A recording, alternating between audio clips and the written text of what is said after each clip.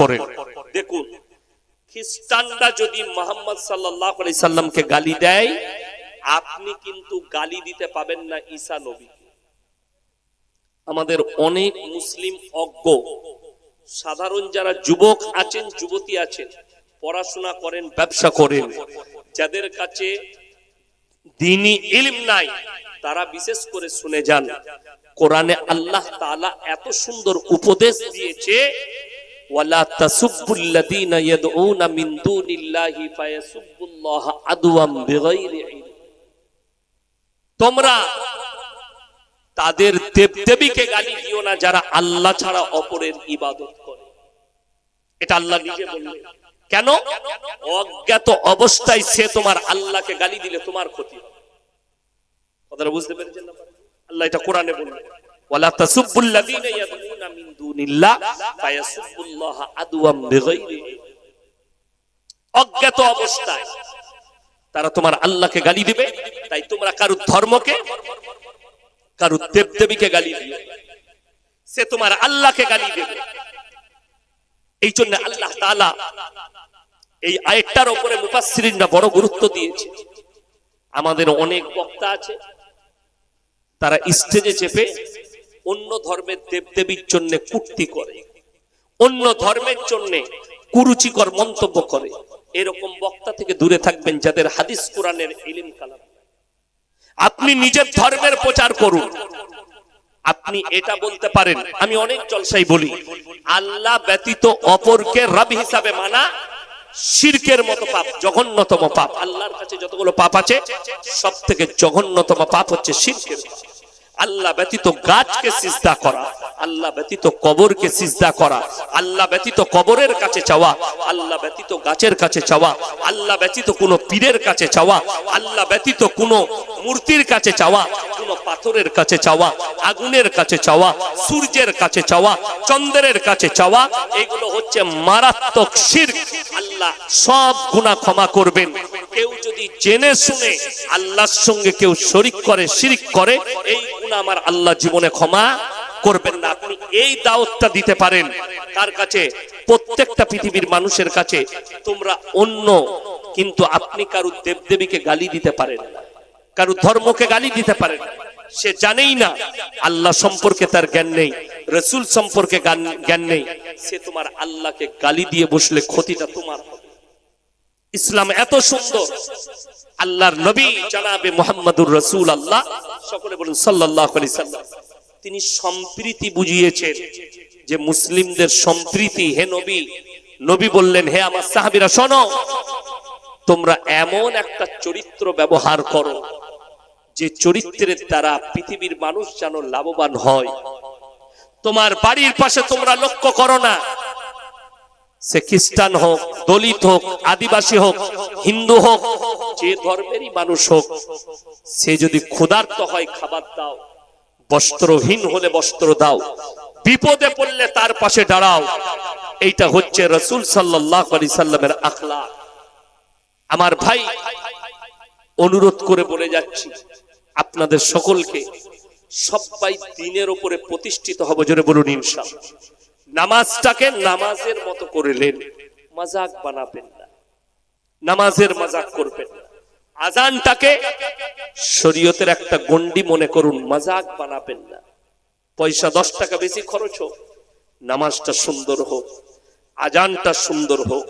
জানেন, সাইয়েদনা বেলাল হাবশী রাদিয়াল্লাহু তাআলা আনহু, আপনার চোখ দিয়ে পানি আসে, নবীজি যেদিনে দুনিয়া ছেড়েছে, আজান দিতে গিয়ে 11 বার বেহুশ হয়েছিলেন হযরতে সাইয়েদনা বেলাল হাবশী রাদিয়াল্লাহু তাআলা।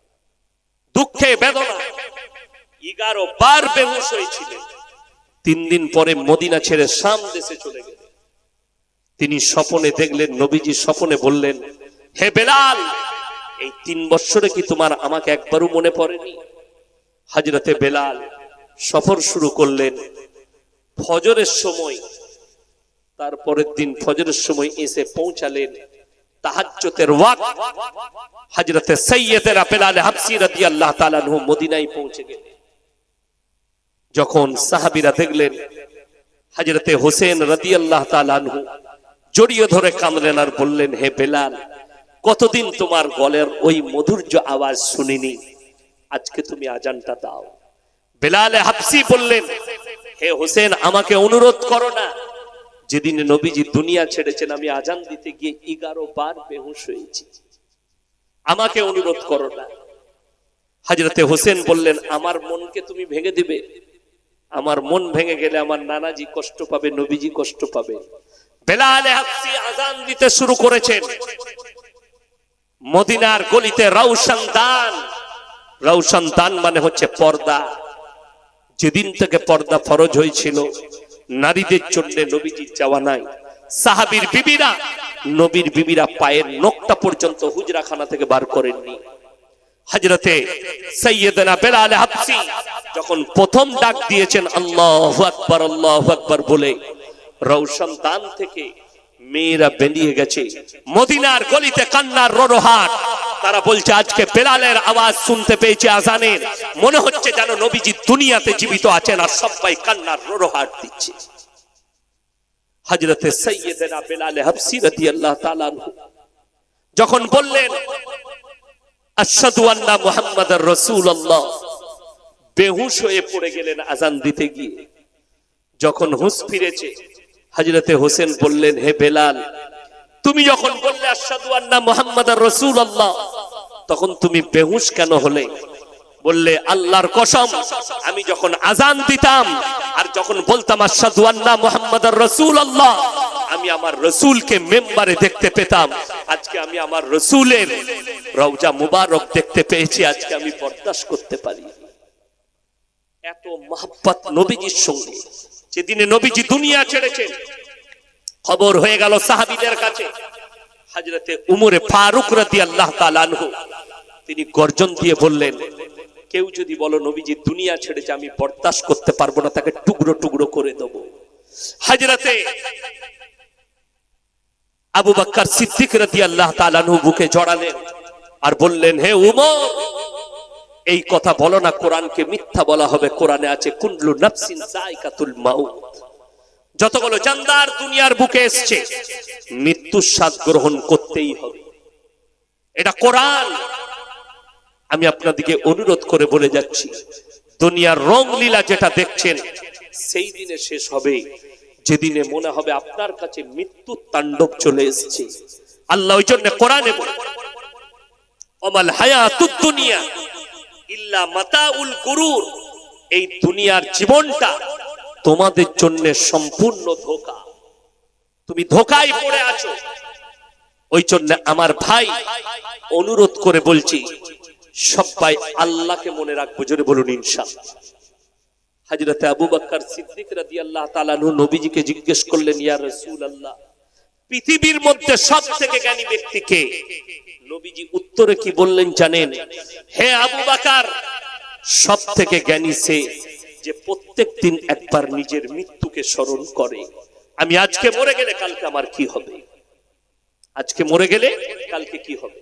আপনারা অনেকে জানেন, আমি কালকে বাঙালঝিতে ছিলাম, আমিও ছিলাম, জয়নাল ভাইও ছিলেন, এক স্টেজ। কালকে উনি আগে বলেছেন, আমি লাস্টে, আজকেও একসাথে। কাল আমি বাড়ি ফিরে গেছি, আমারও নানা, আমার যে ড্রাইভার অরু নানা, আমার নিজের চাচার শ্বশুর, শ্বশুর মশাই, আমার আব্বাজির খুব খাস লোক, একজন দামি মুসল্লি, তিনি ইন্তেকাল করেছিলেন। জানাজার নামাজ পড়লাম। আব্বাজির এত কাছের মানুষ ছিলেন, উনি জানাজার নামাজের আগে দুটো কথা বলতে গিয়ে কেঁদে ফেললেন। কেন? শুনেলেন যাদের 60-এর কোটা পেরিয়ে গেছে তাদের মনেতে খালি একটাই চিন্তা হয় যে এরপরে আমার মৃত্যুটা কবে হবে। তারা যখন রাতে ঘুমায় চোখের পানিতে বালিশ করে ভিজে যাবে। কেন? দুনিয়ার খায়েশ মিটে গেছে। যখন 50-60 পেরিয়ে যাবে দুনিয়ার মহাব্বত মিটতে শুরু করবে আপনার দিল থেকে, আর পরকালের ভয় আসবে। আপনার জীবনে যদি নামাজ থাকে, রোজা থাকে, কোরআনে আছে ইন্না আউলিয়া আল্লাহি লা খাউফুন আলাইহিম ওয়া লা হুম ইয়াহজানুন।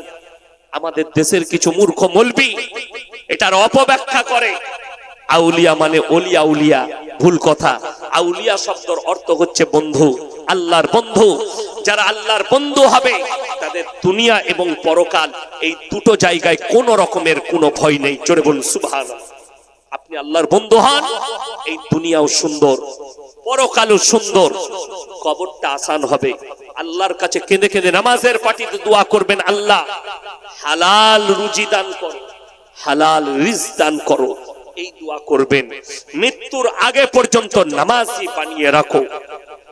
পৃথিবীর রাজা বাদশা, কত বড় দাপটওয়ালা নেতারা চলে গেল, ফিরাউনের মতো বাদশা, আল্লাহ নিচুড়ে রস বার করে দিয়েছে ফিরাউনের।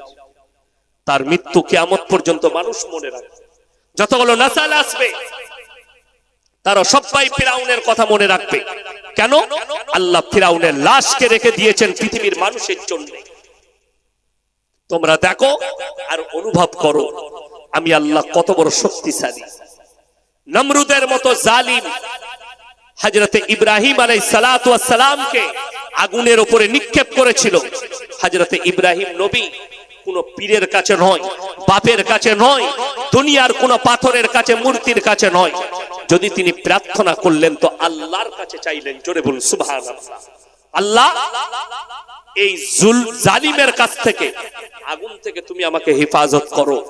আগুনে তো নিক্ষেপ করা হয়েছিল, নিক্ষেপ করার পূর্বেই আল্লাহ আগুনকে হুকুম জারি করেছিলেন, কুল্লা ইয়ানা রুকুনি বারদাও ওয়া সালামান আলা ইব্রাহিম। হে আগুন তুমি ক্ষান্ত হও আমার ইব্রাহিমের জন্য। ইব্রাহিম নবীর শরীরের একটা পশম পর্যন্ত জ্বালাতে পারেনি। জোরে বলুন সুবহানাল্লাহ। আল্লাহর হুকুমে মাছের পেটে 40 দিন ইউনুস নবী দোয়া করেছেন, লা ইলাহা ইল্লা আনতা। সবাই পড়ুন আমার সাথে, লা ইলাহা ইল্লা আনতা সুবহানাকা ইন্নী কুনতু মিনাজ জালিমিন। আল্লাহ মাছকে হুকুম দিয়েছে, আমার নূহ, আমার ইউনুস আমার কাছে দোয়া চেয়েছে, তুমি আত্মাকে হজম করতে পাবে না। ইউসুফ নবী কুয়োর মধ্যে আল্লাহর কাছে দোয়া চেয়েছেন, বাচ্চা ছেড়ে